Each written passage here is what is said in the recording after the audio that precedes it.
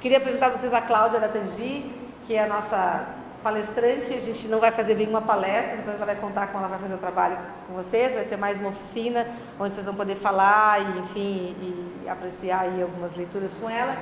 Eu queria só apresentar a Cláudia, além de uma profissional que ela vai se apresentar e vai contar para vocês a bagagem que ela tem aí no campo da literatura. Ela é uma grande amiga, eu e a Cláudia somos da velha guarda da Escola da Vila. A gente trabalhou junto. Na outra encarnação.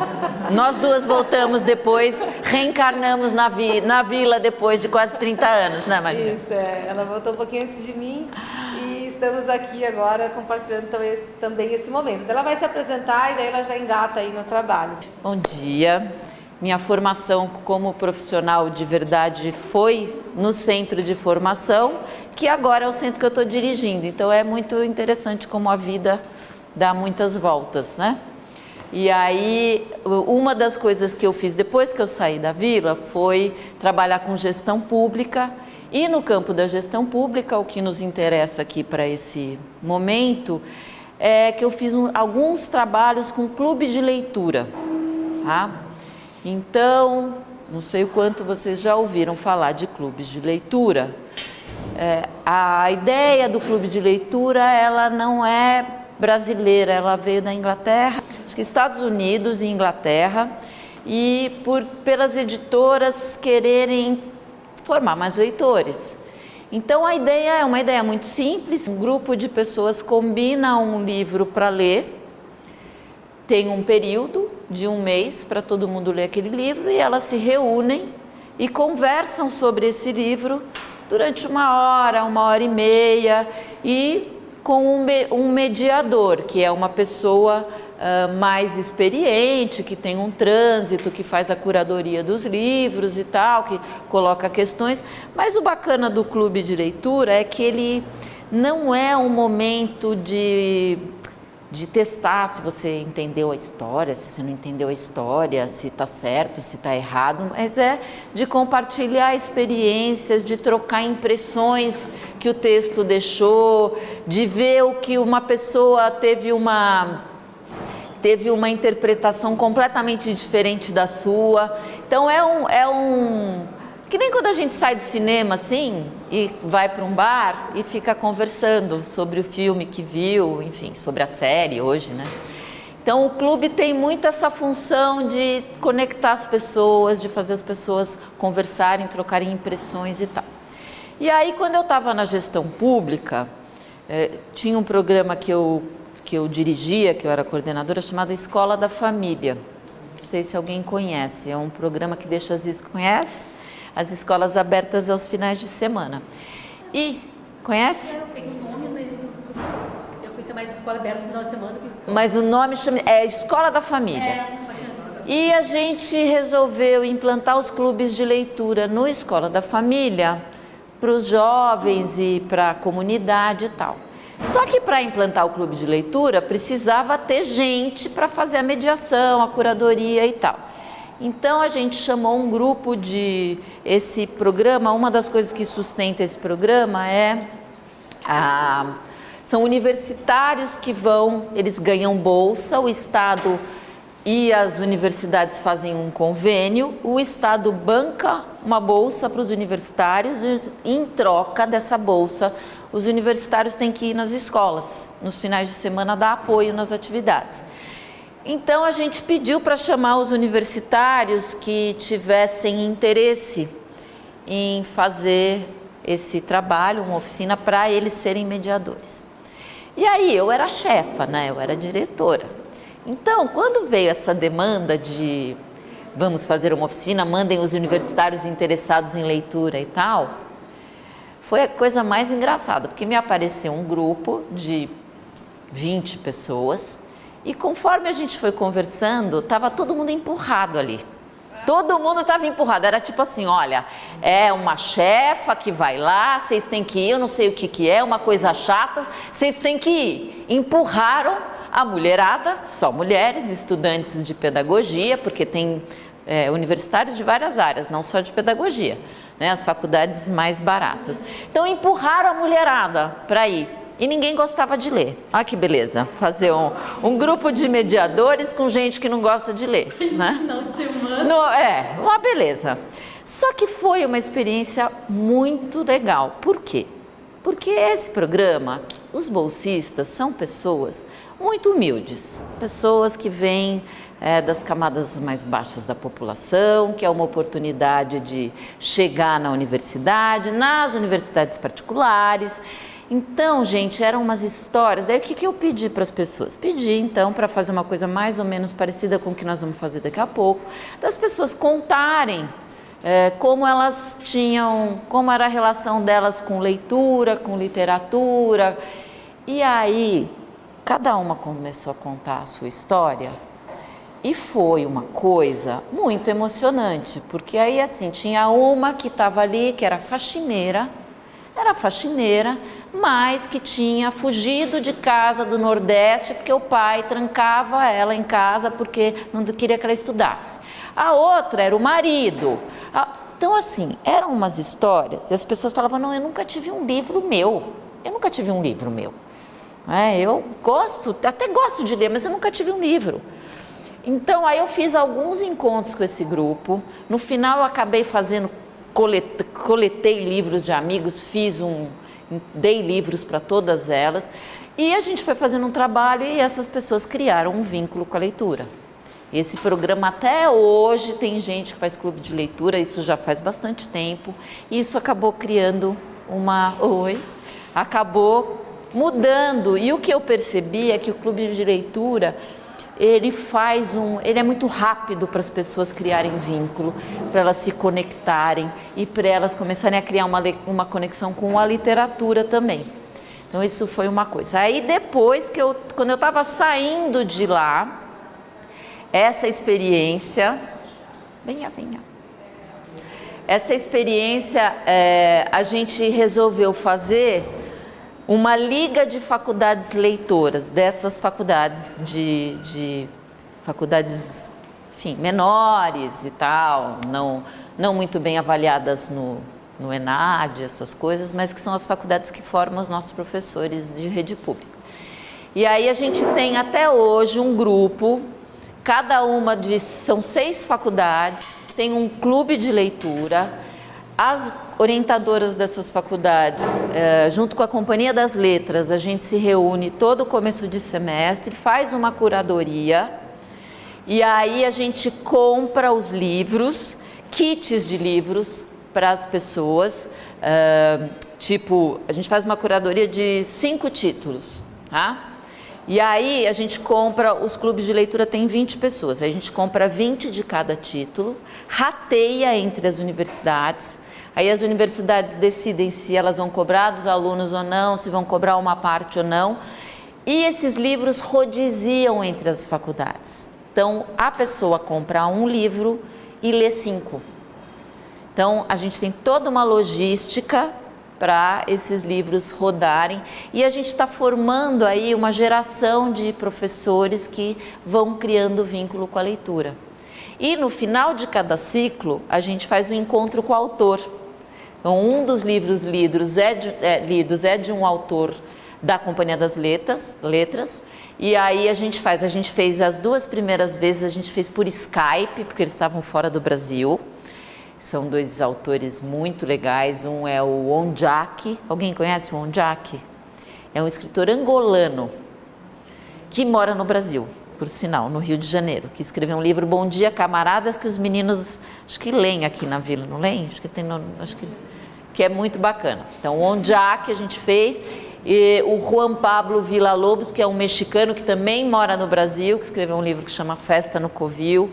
Então a gente tem essa conversa com o autor. A gente teve com a Noemi Jaffe, que também é uma escritora brasileira, professora, também uma pessoa muito bacana. A gente fez com o Rufato, que é um autor brasileiro premiado, fez com o Carrascosa, que é um outro autor, e vamos ter no final desse ano mais um. Então a gente está conseguindo manter e é muito emocionante ver como essas pessoas entram nesses clubes sem ter esse vínculo com a literatura e como elas acabam tendo esse vínculo e como isso acaba criando uma conexão entre as pessoas É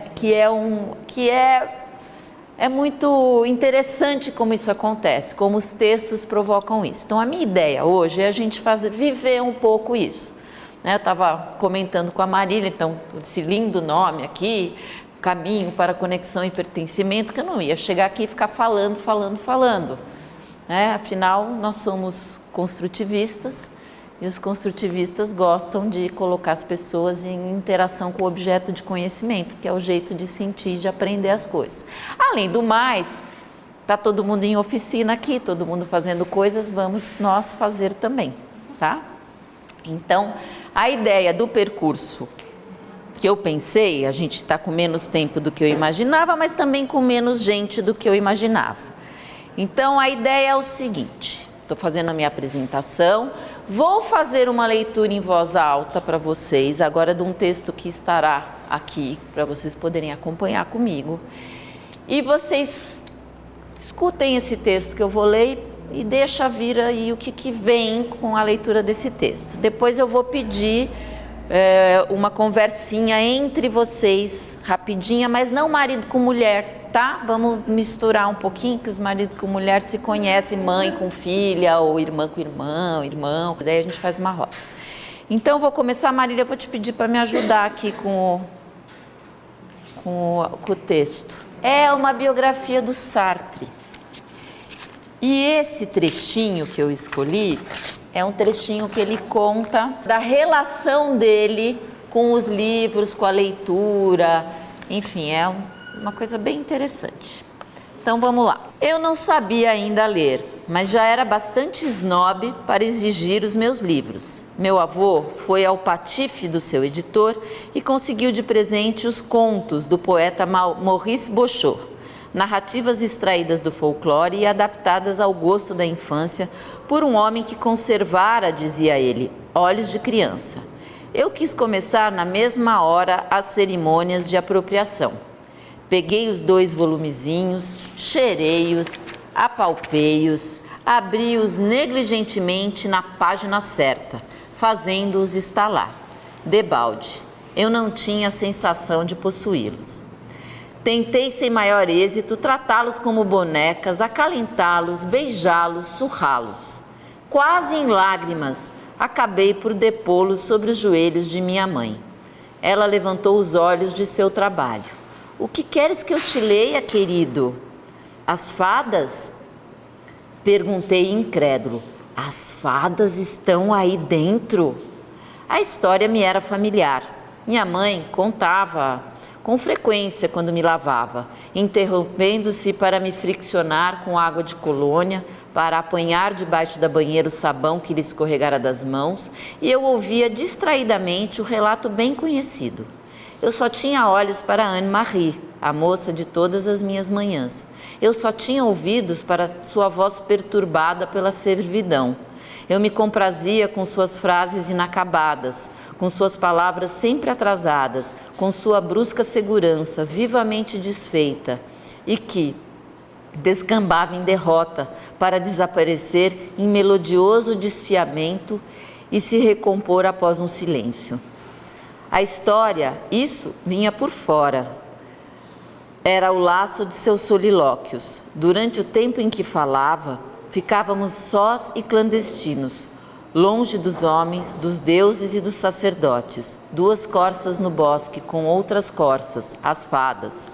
Eu não conseguia acreditar que se houvesse composto um livro a fim de incluir nele este episódio de nossa vida profana, que recendia sabão e a água de colônia.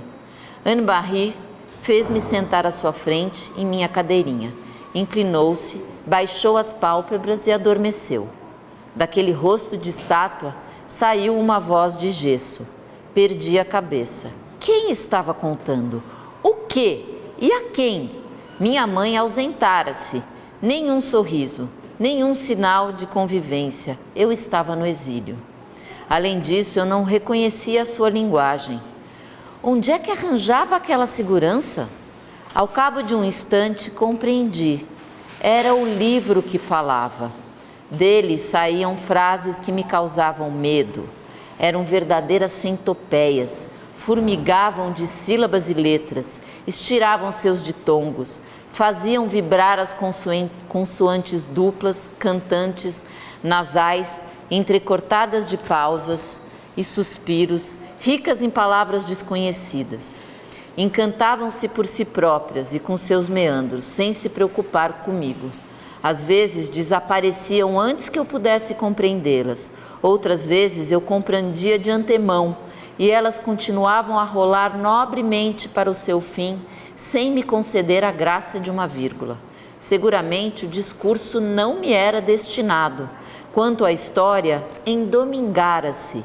O lenhador, a lenhadora e suas filhas, a fada, todas essas criaturinhas, nossos semelhantes, tinham adquirido majestade. Falava-se de seus farrapos com magnificência. As palavras largavam a sua cor sobre as coisas, transformando as ações em ritos e os acontecimentos em cerimônias. Alguém se pôs a fazer perguntas. O editor de meu avô, especializado na publicação de obras escolares, não perdia a ocasião de exercitar a jovem inteligência de seus leitores. Pareceu-me que uma criança era interrogada. No lugar do lenhador, o que faria? Qual das duas irmãs preferiria? Por quê? Aprovava o castigo de Babette? Mas essa criança não era absolutamente eu, e fiquei com medo de responder. Respondi, no entanto. Minha débil voz perdeu-se e senti tornar-me outro. Anne-Marie também era outra, com seu ar de cega superlúcida. Parecia-me que eu era filho de todas as mães, que ela era mãe de todos os filhos. Quando parou de ler, retomei-lhe vivamente os livros e saí com eles debaixo do braço, sem dizer-lhe obrigado. Muito bem, tarefa. Agora, vai com alguém que você não conhece e conta para essa pessoa um pouco das memórias que você tem de leitura, de ouvir alguém lendo ou contando uma história, enfim, da sua relação com livros, com leitura, ou se não tem com leitura de livros, com histórias que tenham sido contadas. Então, eu queria que vocês contassem para alguém, ouvissem essa pessoa contar, e também que vocês contassem por que vocês estão aqui.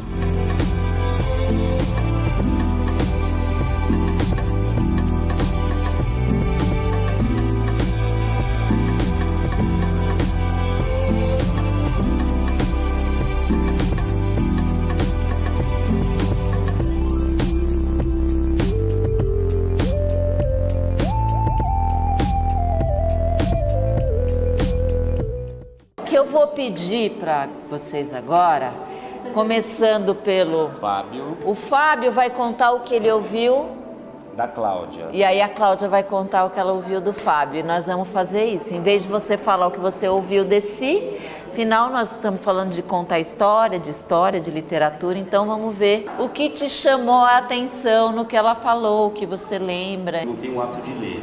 E ela me deu uma dica legal, que é deixar livros espalhados pela casa.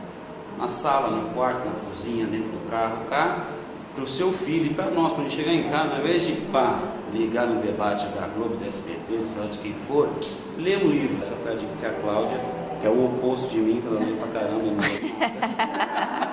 O Fábio falou uma coisa que assim, eu até falei para ele, não é uma coisa assim, muito longe da nossa realidade, que é a falta do hábito, né? Eu acho que o hábito de leitura tem que ser criado bem lá na barriguinha mesmo, né? Com filhos, no caso. Isso aqui é uma exceção, tá, gente? Eu estou seguindo um pessoal no Instagram, super pauzinho, muito legal, que eles eu esqueci o nome agora, mas eles largam livros pela cidade. Ah, sim. Tem dito livro Livros, depois. que Mas eu esquece. achei muito legal. É muito legal isso, eles vão largando, assim, colaborando com o outro. E que ela é super interessada, envolvida, então vai ao Bienal, acompanha as novidades e tem bastante projeto com envolvimento de literatura. E uma das coisas que mais me tocou é um projeto que ela quer, depois que ela for se aposentar, que é ler em hospitais. Ler é um presente, assim, é um deleite ouvir alguém lendo, é um momento único. Troca livros, né? Conta e escolhe, ela faz mais ou menos o que você está falando. fazer só uma observação. Dificuldade de se colocar na infância de vocês. Imediatamente começa já a infância de hoje. Então, coloquem-se mais no lugar de vocês como filhos, não como pais. Eu achei interessante da conversa como o estímulo funciona, né, desde pequeno. E vem da escola principalmente, né? Os pais estimularam tudo. Mas foi na escola que foi apresentado um autor para ele, era uma leitura obrigatória, e da obrigação ele gostou tanto do autor que leu todos os livros do autor. Às vezes é o contrário, às vezes a escola faz o favor de afastar a pessoa completamente do livro. Coordenadora pedagógica de um colégio, eu cuido bastante da parte de literatura do infantil ao ensino médio. Semana passada nós tivemos, né, eu sempre faço parceria com as editoras. Então, na semana passada eu trouxe o contador de história que o pessoal da Melhoramentos mandou. E a mãe gostava muito daquela coleção Sabrina, Júlia, da época de todo mundo aqui. E ela começou a pegar esse livro com a irmã para ler. E a avó ficava sempre perguntando, o que é isso? É um livro qualquer. Porque, na verdade, os livros eram romances, né? É que acho que não importa muito a qualidade da literatura, né? Da leitura que você está tendo, mas se você pegar gosto, depois você vai ler qualquer Você vai apurando o seu gosto, né? Acho que a gente Por causa da sorte de ter uma mãe escritora, dentro de casa, então uma privilegiada, porque ela fazia rodas de leitura em casa com a mãe, com a irmã, gerou boas discussões com a irmã, mas também gerou nela o gosto pela leitura. Onde que vocês estavam, né? E foi muito bacana, porque a gente ficou conversando sobre qual é a conexão que existe com o livro. Né? Acho que a Vila traz muita oportunidade de leitura. Isso a gente vê, a gente gosta muito disso aqui, né? Ele trouxe para mim que ele veio ter esse estalo, essa conexão com a literatura. Ele veio descobrir a leitura, a literatura com 28 anos, através da esposa, que é uma leitura. Meu estímulo veio da minha mãe, não da escola. Porque a minha mãe também lia muito Sabrina, né? Porque todas essas coisas, ela sempre estava com um livro desse, e aí eu me interessava. Mas assim, meu estímulo também foi como o dela, veio de casa, não da escola. E eu acho bem importante essa nossa conversa, da gente trocar ideias. Aí depois que eu contei da minha lembrança, ela lembrou que na dela também. Que eram aqueles livrinhos que vinham com os LPs. Sim. Que contavam as histórias. Eu tenho isso aí. A mãe lia para ela a Bíblia, para assustar ela lia o Apocalipse. Aí a faculdade também despertou de uma outra forma a leitura. E depois eu virei escritor de livro de medicina e ganhei um jabuti. É mesmo? Que legal! Quando a gente lê um livro, o livro ele traz uma história que o autor quer escrever, mas a gente constrói a nossa história lendo aquele livro. E a gente ouvindo as histórias dos outros, você me apresentou de um jeito que eu não é, você misturou, você fez a sua leitura do que eu passei. Isso eu acho bacana porque o livro ele tem essa vida, as contações, as histórias têm essa vida, porque a gente coloca a nossa bagagem junto e faz a nossa leitura e segue. Muito bom. Agora, olha o que é interessante, né? Vocês tentaram fugir, mas não saíram do papel de pais. Mas, ao mesmo tempo, vocês notam que as histórias de vínculo com os livros, elas estão ligadas a alguém que trouxe, que conectou vocês com os livros. Tem uma trama de afeto que vem junto com a relação com o livro. Ou um modelo de alguém que lê muito. Então, às vezes o filho não lê também, porque o quanto ele está vendo vocês conectados com os livros, quanto ele está vendo vocês sendo um valor para vocês na vida de vocês. É um clássico, você fala, eles não largam o celular, vocês largam. Básico, faça o que eu falo, não faça o que eu faço. Não funciona. Então, essa questão da conexão começa, no mínimo, com vocês com alguma conexão. Mas, livro, entrada nesse mundo da literatura, não é uma coisa, se não tiver isso, né? Como Sartre, com essa mãe que já contava histórias, e ele tem um avô que é editora, que eu não li antes, mas ele fala do canalha do editor, patife do editor. O avô é um escritor, tem muitos livros em casa, tem essa conexão. Então aquilo é um valor que permeia a vida dele. Então, para muitas pessoas, a literatura, ou dentro da escola, por um professor, por uma biblioteca, aquilo é um valor que permeia a vida da pessoa, então ela quer participar, ela quer pertencer. Né? Então, o quanto o discurso, falar, ler é importante, não funciona se não tem uma conexão. Eu vou ler para vocês, eu acho que tem a ver com a nossa conversa. Eu trouxe várias opções. Então é o seguinte, essa é uma professora aposentada brasileira que escreveu esse livro já com mais de 70 anos, se eu não me engano. É um livro de memória muito afetiva, assim, das lembranças dela. E ela vai contando várias histórias, não tem assim um fio.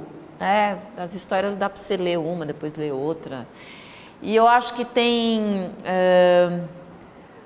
Eu quero que vocês escutem e que vocês também... A gente não vai conseguir compartilhar isso, mas que vocês, ao escutar, vejam que lembranças esse texto provoca em vocês. Que memórias de situações com pessoas que vocês gostam, que tinham uma ligação importante na infância, um avô, uma avó, uma tia, no caso dela é o avô, brincadeiras, palavras que vocês aprenderam errado. Vocês vão ter várias coisas interessantes nesse texto.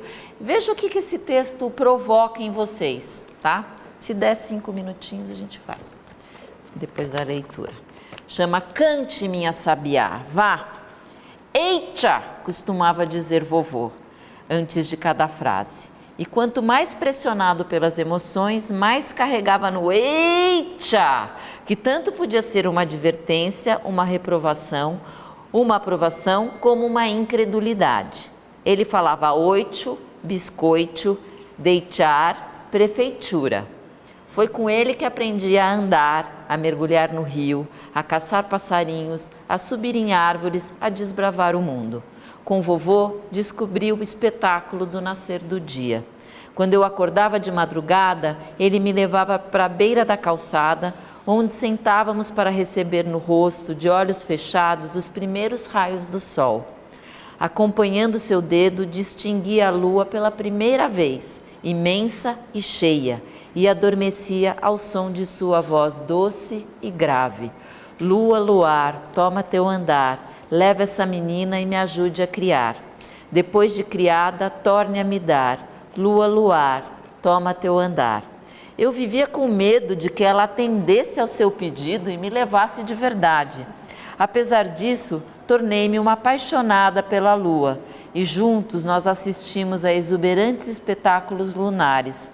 Logo cedo aprendi a distinguir as fases do satélite e vovô fez uma demonstração que jamais esqueci.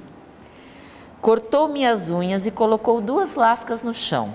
Se o formato fosse uma letra C, com a barriguinha para a esquerda, a lua era crescente e viraria uma lua cheia. Grande, gorda, quando estivesse toda iluminada. Se parecesse um D de diminuída, com a barriguinha para a direita, era minguante, que eu chamava desmilinguante. A próxima seria a lua nova, uma bolinha branca. Depois disso, reconhecer o Cruzeiro do Sul, as Três Marias, a estrela d'alva foi fácil. À noite, distraía-me varando os olhos pelo céu em busca de estrelas cadentes, despencando da imensidão negra para fazer os mais esdrúxulos pedidos. Agora, apontar as estrelas eu jamais apontei com medo de que nascessem verrugas nos dedos. Nem quando eu declamava o poema de Martins d'Álvares. Vejo à noite uma estrelinha no céu piscando, piscando. Mamãe diz que ela de longe pisca, pisca me chamando. Quando eu crescer e papai me comprar um avião, vou te buscar, estrelinha, na palma da minha mão. Se a noite fosse de lua cheia, a alegria de vovô era me ouvir cantar a música que havia me ensinado. A benção, mamãe lua, me dê pão com farinha para dar minha pintinha que está presa na cozinha. É de rim-fam-fão, é da cor de limão, é de Nossa Senhora da Conceição. Uma das melhores lembranças daquela época é o doce de estrelinhas, o meu preferido. Eu insistia que ele me contasse de onde minha tia tirava as estrelinhas e ouvia a explicação. Quando você dorme de noite, eu saio voando para o céu e cato as estrelinhas mais lindinhas e entrego tudo para sua tia. No dia seguinte, quando você acorda, ela já fez o doce, especialmente para você. Eu imaginava flutuando no céu, dando cambalhotas, escondendo-se atrás da lua, brincando de manja, como chamávamos o jogo de esconde-esconde, com as estrelinhas e escolhendo cada uma a dedo. Quando pedia para ir junto, ele prometia que me levaria na próxima vez se eu estivesse acordada. Uma noite, meu sono foi embalado por um odor adocicado. Sonhei que estávamos dando cambalhotas no céu. Recolhíamos estrelinhas para o doce e as colocávamos no bocapil, uma grande sacola de palha que ele levava atravessada no peito. Foi um sonho bom e colorido. Brincamos muito no céu e eu até escorreguei no arco-íris e caí num pote cheio de doce de estrelinhas. Acordei com um cheiro caramelado. Vovô já havia saído para o trabalho. No fogão, o doce de carambolas xinguava em borbulhas.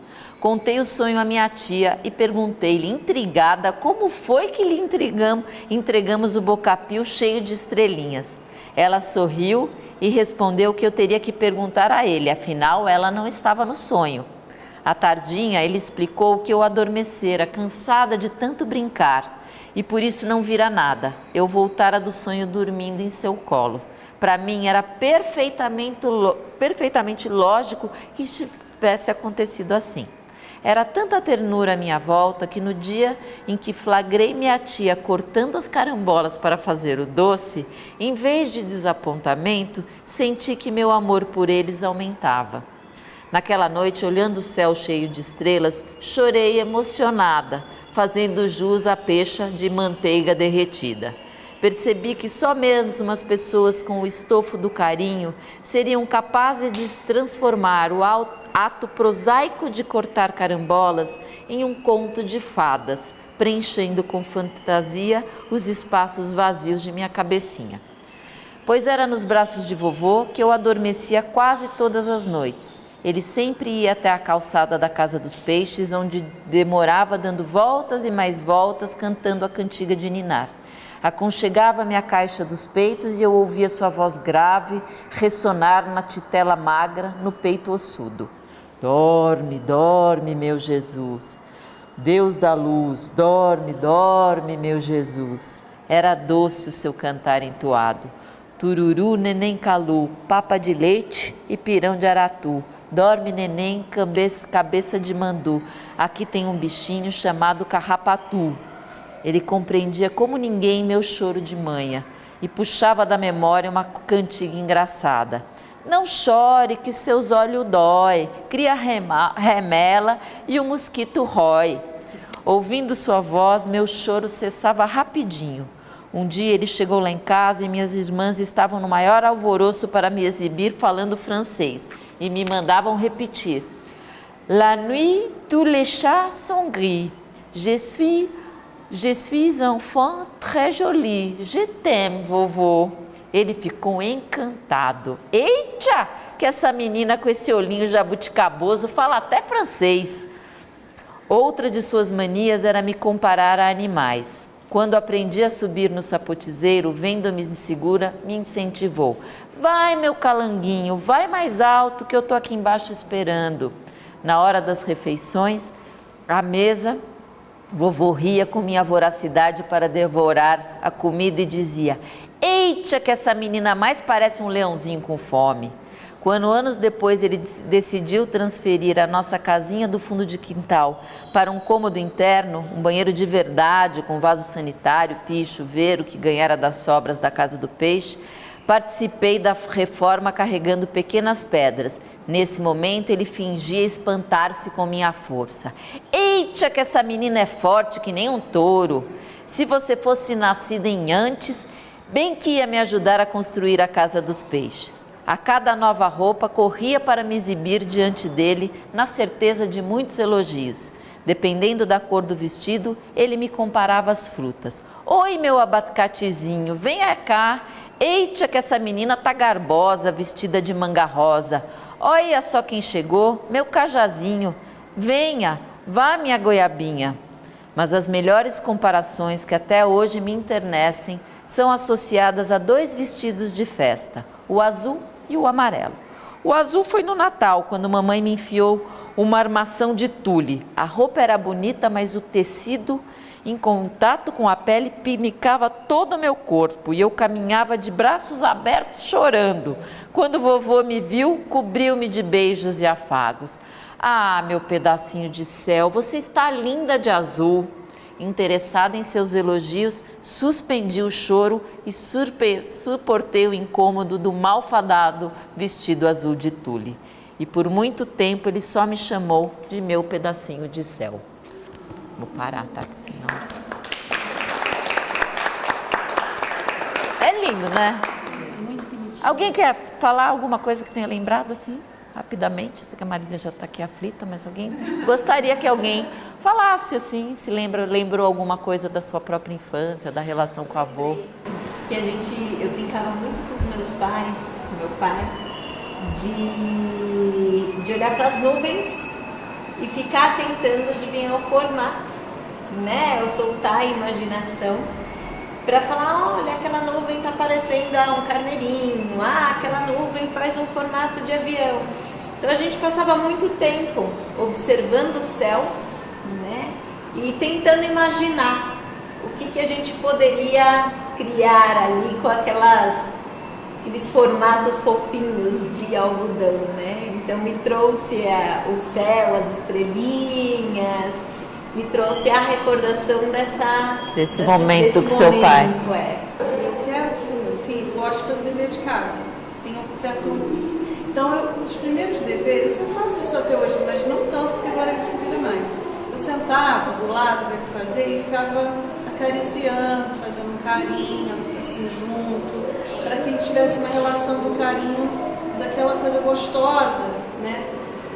Só são parentes, mas as leituras são assim, então, com eles. Fazer esse link do afeto com a leitura. Eu acho que, não sei, né? Assim, é meio estranho falar isso, mas eu acho que funcionou. Pena a gente não ter mais tempo para continuar, porque a ideia é assim, esse momento de discutir o livro é um momento de conexão, de pertencimento, de ver como a leitura leva a gente para a gente estabelece relações com sentimentos, com momentos da vida, como o texto pode provocar isso, como um bom texto de literatura tem essa capacidade, né? Então, assim, a ideia era um pouco mobilizar vocês e a gente partilhar um pouco. Eu tinha um monte de textos.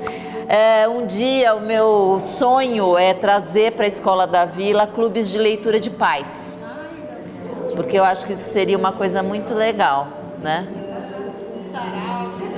Não, para criar esse vínculo. O clube é um compromisso, é escolher o livro, é todo mundo ler, é vir e conversar do livro e criando essa... Eu conheço a experiência de clubes de leitura que se lê no encontro também, eu acho bastante bacana. Já passei por isso, acho bonito sim também. Porque às vezes a leitura prévia você já traz a história lida pronta, mas aí cada encontro se lê um pedaço. Às vezes pode ser, os livros às vezes não tem um tamanho muito grande também, né? Porque é interessante também. A gente sempre ler um texto junto no começo, mas trazer essa leitura, porque aí é uma leitura mais profunda que você consegue fazer sozinho e tal, né? Mas também é uma coisa que dá para alternar, fazer coisas, fazer as duas coisas. Mas enfim, muito obrigada por vocês terem vindo e terem ficado até agora.